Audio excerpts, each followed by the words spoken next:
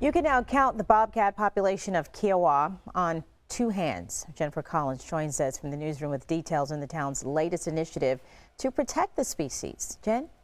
Yes, Tessa, biologists on Kiawah noticed an increase in the number of bobcats dying on the island. In 2017, the mortality rate of bobcats was about 10% or less. That jumped to 66% in 2019. The current count, fewer than 10. The island is asking for residents to protect them. We've had three bobcats directly killed by accumulating, these rodenticides in their system. The town of Kiawah is asking residents and businesses to reduce the use of toxic pesticides commonly used to kill rodents. In 2019, we had an adult female with a collar that died, and we were able to to recover her quick enough to get her to a lab and try to figure out what happened.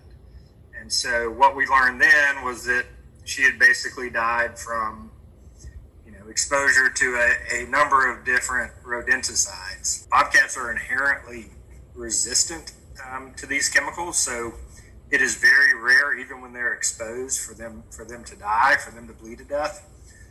So the fact that we've had 3 here in a year tells us we've got a really big problem.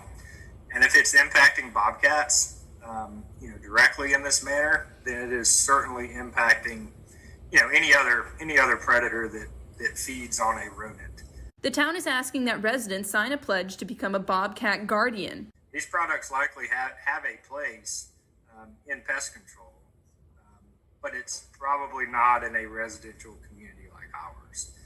And so the Bobcat Guardian program, which we launched a couple of weeks ago, basically asked pest control providers, our businesses and island entities, as well as residents on the island, to basically publicly, voluntarily sign a pledge saying that they will not use these second-generation anticoagulants anywhere on the island. This pledge also allows for residents to see what companies are avoiding the toxic pesticide and neighbors also supporting this initiative. Bobcats are, I almost call them, an icon of the island, or, they're almost like our mascot.